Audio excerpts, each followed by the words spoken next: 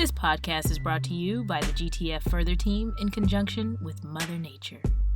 We go further when we honor our mother. My name is Kelly Mead, and I am a 2017 Grosvenor Teacher Fellow.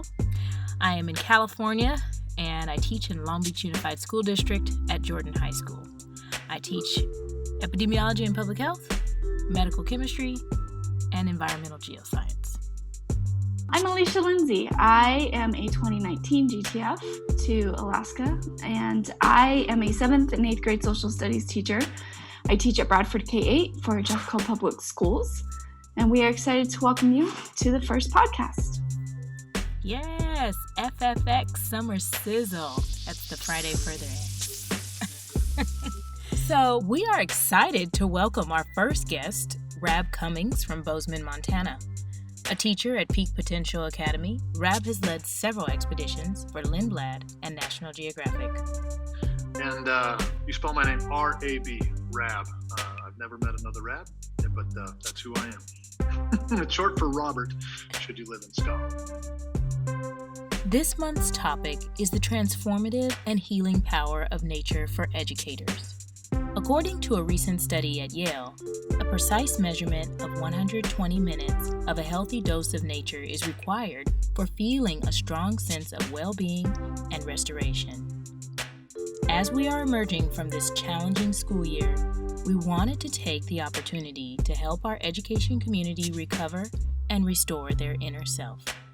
We hope this podcast will give you ideas and inspiration to get outdoors and revive your souls.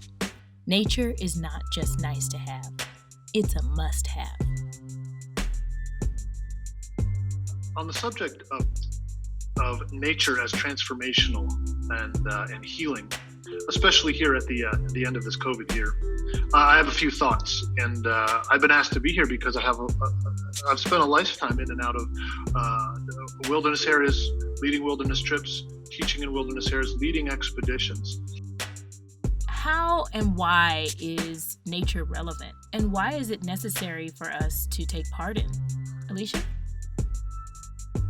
I think, I'm 2 weeks out from being done with school, and I never have been so tired and exhausted in my life. I've been sleeping a lot, and that's not normal. Normally, I think teachers are they have so much they want to do over the summer, from learning to just doing X, Y, and Z. And I found last week, my family and I went camping. I found that was the first time I actually had energy because we were completely off the grid. We were paddleboarding, we were hiking, we were camping.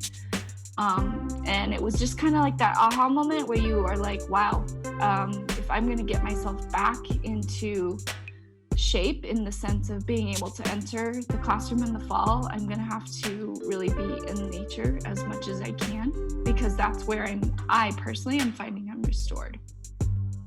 Where is your favorite place, Rab? When you go outdoors, where do you like to retreat to?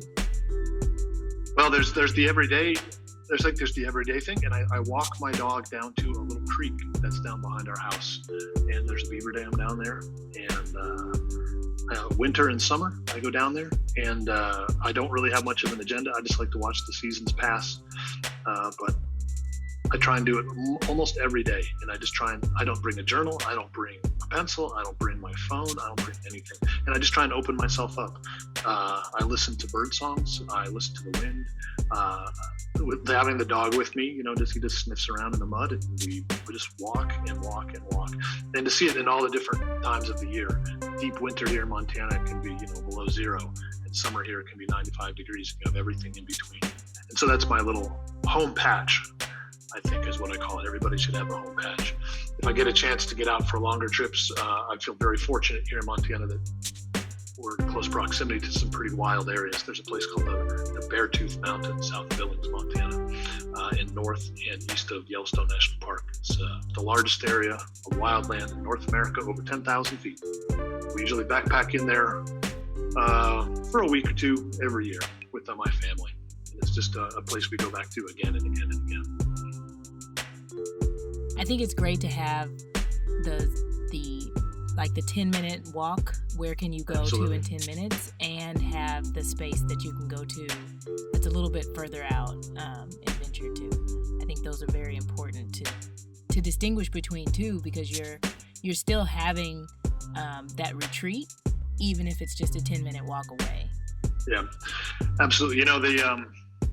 For a while I worked for Ducks Unlimited as the national waterfowl educator in North America for a little while before that things fell apart in 2009. But I spent a lot of time reading research about the motivations for why people spend time outdoors, and that people who hunt or fish, we picture them as people who are stalking game or like really getting after finding fish and things like that. But if you do the surveys, and people have, what they find is that the number one reason that people go out hunting and fishing in North America is to spend time with their friends and family. That is the number one reason. And it could be like going to the cabin in the North Woods, or getting out on the boat, the bass boat with your uncle or your grandfather or something like that. But carving out the space, maybe some people just say, I need to go fishing in order to get away. That is fine. But they have somehow carved out that space that's meaningful to them, and they go out. Catching fish, that's sort of fun.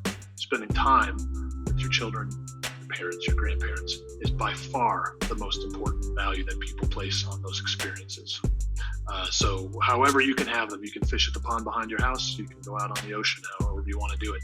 But I think it's also important to remember, keep in mind why we do these things is to spend time with friends and family. Yeah, I love it.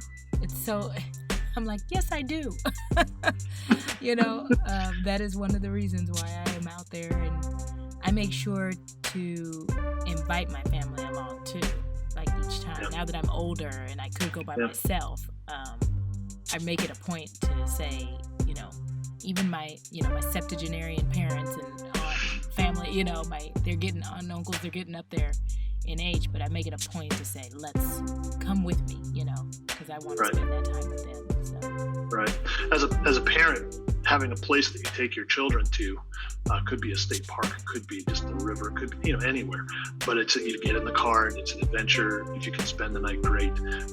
Just a couple nights, even better. But to have that place in the summer, we go to the lake or the river or the beach or the grasslands or wherever your family has access to. But to make that a special event where you go and just be together. And if you need an RV, great. If you need a tent, great. But just to make sure you get out and do it, it keeps people coming back, and to go back to that place year after year after year and have that touchstone experience. And it really is. It's sitting around a campfire. It's fishing with your uncle. It's bird watching with your dad. Whatever your family does, it's just critical. But having that place to go back to again and again and again. And those stories get built up in those. Oh, do you remember that time we went to the lake and we dumped the canoe and then we were all wet and cold and you built a fire and then we roasted marshmallows and it was okay. And we have a story to tell now. So making those stories is part of that experience. How about you, Kelly?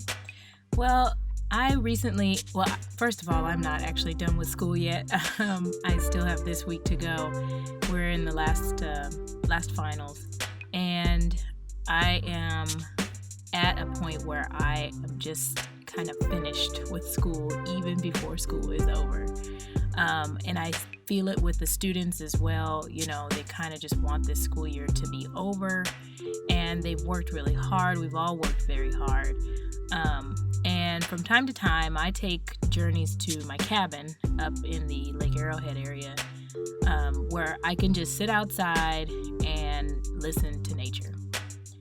I think it's so important just to put ourselves in those spaces, because it helped me actually to get back to this week. I was just there yesterday and this past weekend, and it helped me to get back to the last week of school that we have. I have a couple friends up there. They're the Stellar Jays, along with the squirrels. And, they know when I arrive. It's kind of interesting. They're my little homies up there. They know the car. They're very intelligent raptor birds. And so, it was just interesting to just sit there and observe them. I think it's so important just to sit and be quiet sometimes, especially in our technology-filled world, our over-Zooming, over Google Meeting, and step away from the computer throughout the summer if you can. So, Rab, how does nature get us to be more intentional in the classroom? Well, I think of nature, wild nature, as a juxtaposition. And it asks, like literally going out into the field. It could be a beach, it could be a forest near you, it could be a stream, it could be a city park. But nature asks nothing of us, and it asks nothing in return. It's just neutral, it just is. But that's juxtaposed with the fact that wild nature asks enormous amounts from us in the long run. Nature itself doesn't recharge your soul, but it's a space. It's this holding container that allows us to let go and allows us to potentially become open. And it's a mirror to ourselves. And that's a real cliche. It sounds really cliche to say nature is a mirror that holds up in front of us. But it's a cliche because it's true that we are able to see for ourselves who we are if we open ourselves up in wild nature. And that's why wilderness therapy is so effective. It's the most therapeutic space that we have, and it gets us away from our cell phones and our computers and our laundry and our class planning and our grade books and our reports and everything else, and just allows us to have this open space. I like the getting away from laundry, Rab. That's the greatest part right there. It's true.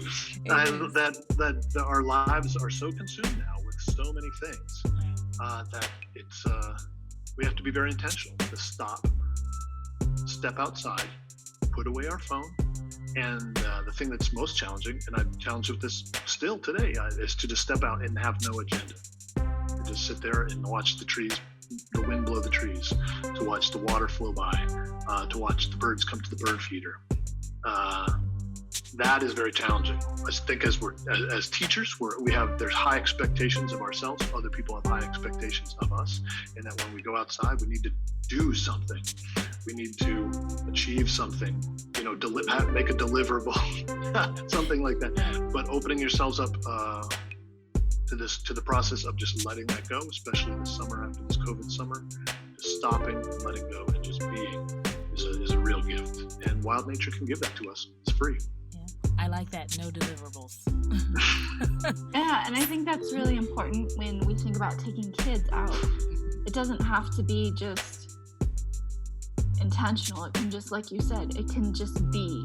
And I think kids in particular don't know how to do that. Their lives are as consumed by all the things that you mentioned, just like adults anymore. And so allowing children to just say, we're just gonna go. We're gonna just be out here, and we're just gonna relax and chill. That's kind of monumental, I think, sometimes for kids as well.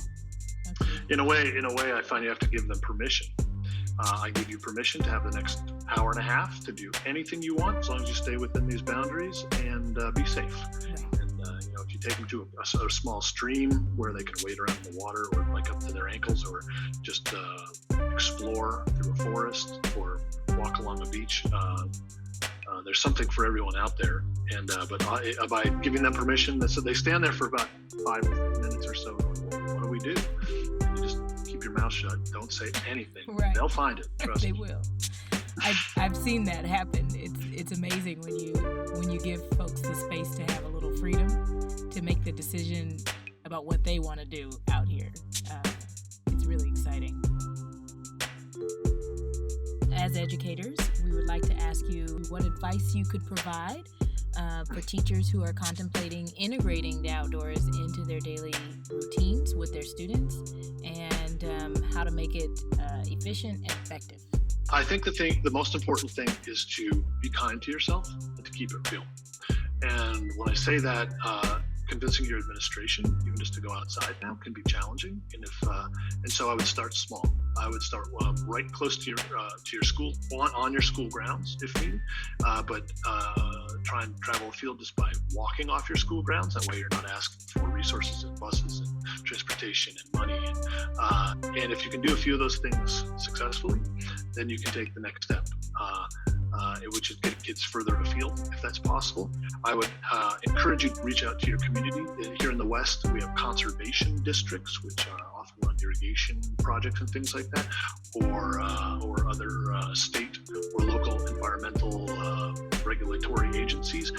And you would be shocked how many of those have mini grants where you can apply for $500 or $1,000 or $1,500, which is enough to get your kids onto a bus a couple, 3 times and get them out into the field. A little can go a long way. So small projects that you can do close to home, or taking a few trips just out to a significant natural area near you can really make a big difference. So don't underestimate the power of just having even small experiences in natural places. I think you'll find that many of your students have never been to these places. So while you might feel comfortable there, they may not, but just giving them that first exposure has tremendous value, and you're really accomplishing something. So start small and keep it real. The next question I'm curious about is, and it's a multi-layered question, so feel free to ask me to repeat it. Sure. What are 3 things you're currently curious about? What are 2 things you have observed recently? And what is the story you're telling now? Do I have to do that as an order? No. Well, two things I observed, I'll tell you right now. For years, my friend Matt and I have done breeding bird surveys for the U.S. Geological Survey. It's a biological survey that happens every spring right around June 15th nationwide, and volunteers go out and just run a 50 stops every half mile. So you stop every half mile on a predetermined route, and you record every bird that you hear and see. And I started birding at a young age, and that's just a skill I have. And so it's a way that we go out together and have a touchstone every year. And 2 things I observed: we went out this last weekend, and here in Montana, up on this grassy bench land overlooking the Jefferson River, we saw long-billed curlews, which are a shorebird that spend their winters. I see them in Mexico when I was working in Mexico in the winters, probing in the mud. They have a bill that's about 6-8 inches long, this long curve, and they probe in the mud in the winter. But in the summer, they come to places like Montana where there's grasslands, and they walk around in pairs typically and pick up grasshoppers with that long bill down through the grass. And lifted up my binoculars, and in one view, I saw 30 long-billed curlews. Just fantastic. Right there at dawn, overlooking there's some agricultural fields, but there's 30 curlews out there. So that's just one thing I observed. Another thing that I observed is we had a tremendous windstorm here the other day, and a bunch of trees fell down around here, and I found a branch, and on that branch there was a little nest, and the eggs were broken. But it just, it was a lovely little observation to make, and that left me wondering these questions: what bird was in that nest? Where did they go? And what happened to them? Will they try and breed again and lay new eggs? But there was a mess. There was sticks all over the place. There's 2 things I observed. 3 things I'm curious about right now. I've been working for Lindblad and National Geographic for almost the last 10 years on ships around the world. And the COVID summer, last summer, and now this summer are the only times I've been home here in Montana summers for almost a decade. And so I'm curious about the water here.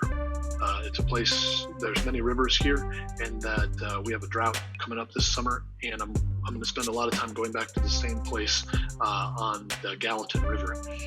And I'm going to be very curious about how the water drops off over the course of the summer, and as we move into this drought period. I expect fires in August, but that's something that I've kind of laid out as a little thing that I'll observe, and I'll just write it into my journal. I keep a little field journal, and it's really nothing complicated. I just make little notes. I've been keeping them for a long time. So that's one thing I'm curious about. A second thing that I'm curious about is the weather here in Bozeman. It's June, and we usually have afternoon thunderstorms every afternoon, and we've only had one this month. We're about halfway through the month, and so I'm curious about how the grass is growing around where I live and how that's going to change with or without the thunderstorms that we typically have this time of year. Climate change is real, it's happening, and it's all around us. And it seems incremental. What I've learned working for Lindblad and National Geographic around the world is that there are places where it is front and center. And one of the places I'm learning it's front and center is the hayfield behind my house. And the storms that typically roll over the mountains are either delivering water to those hayfields or not. And all I have to do is look at what the date is and see when that hayfield starts to turn brown and the hay starts to ripen. And that date has been getting earlier and earlier and earlier by several days. And the heat has been going up a little bit. And so I've been taking people for the last decade to places like the glaciers of Alaska to Antarctica to put them front and center with climate change. And then I walk my dog out the back fence that's right there in front of me. I think it just takes observation. That's something I'm very curious about. Third thing I'm curious about. Those are the big ones. Those are the big questions in my journal right now. A third thing I think is we've been keeping these bird lists from these breeding bird surveys for about 15 years, my friend Matt Kiefer and myself. And he's a biological statistician by trade. He works in fish biology on the Columbia River. But we've been doing these bird surveys for a long time, and he's doing some analysis on the observations that we've made and how the birds have been changing just over this last 10 or 15 years on the same route that we've done again and again and again. So that's another third thing that I'm curious about.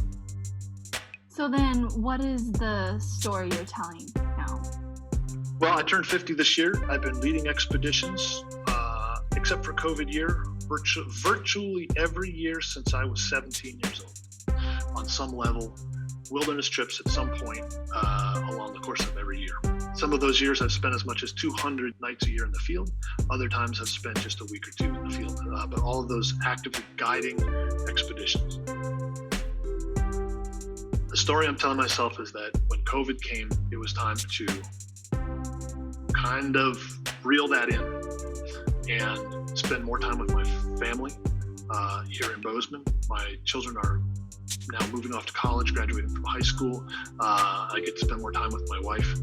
But then also that it's time to slow down traveling so much and looking outward into the world and instead look more inward into the world. And the story I'm telling myself is that it's time to come back home to Bozeman, where I've had the privilege to live as a base for so long as I've traveled around the world, and take what I've learned and bring it back here to Bozeman. And for that reason, I'm very excited to be starting Peak Potential Academy, a small 24-student field school here in town. We're starting very small. COVID has provided this opportunity for us to begin the school, and people are asking for it, and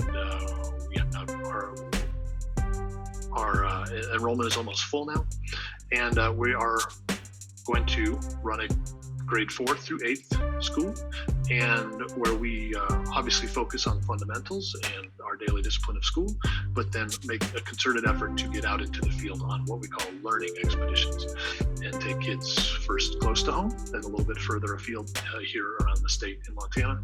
And in June of next year, we'll be taking them to Southeast Alaska, where I've spent the last decade working with Lindblad and National Geographic, and take them to Glacier Bay National Park, where they can see climate change up close and personal. And so that's the story I'm telling myself, and that's the story that's unfolding right now. And I could not be more excited. People say you go off on a journey and it always ends up back home. Well, my journey has been long, it's been fantastic, it's been varied, I've seen fabulous things, I've had incredible experiences, but they're meaningless unless I come back home and then share them back with the world in some meaningful way. And that's what we're doing right now. You let me know when you want to start one of those here in Southern California. I encourage everyone to look up. There's a concept of expeditionary learning. The idea that you can run a school with the same concepts that you run on expeditions, and it's worthy of exploring. And you can explore right in your backyard, right on your playground, and just around your community. You don't have to go off to Alaska, but the same principles apply. I encourage everyone to go take a look at that. Just think, I love that you said start small. I think so many times there is a large movement right now to get outdoors with kids, right? And sometimes I think teachers go big or go home, kind of. And so by just saying, let's just walk around the playground, right? That can be that moment of just starting small, that giving kids permission to just be outside without, as you said earlier, an agenda. I think that's really important. There's been a 500% increase in forest education just since 2012. More people, more states are interested in getting students outside. So I think it's important, we're really working hard for our students to get them in the outdoors. But I think also, most importantly, is that we need to be outside as well and take those opportunities outside in order for us to be better for our students. If we have our own experiences being in nature, we can share or better share those with students and in motivating them to want to be out there as well.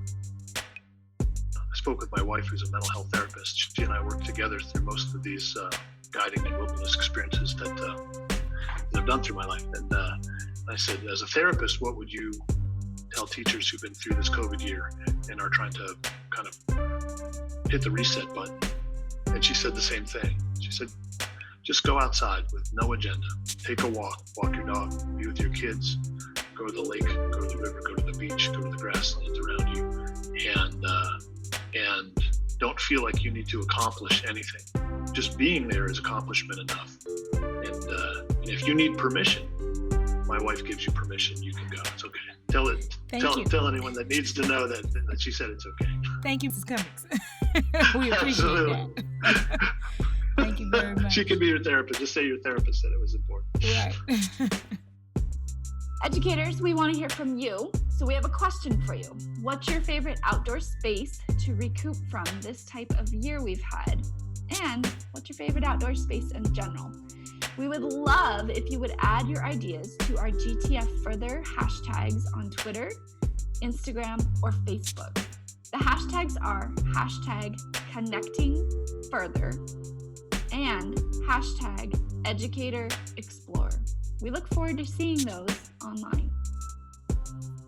Well, that's all for this episode of FFX Summer Sizzle.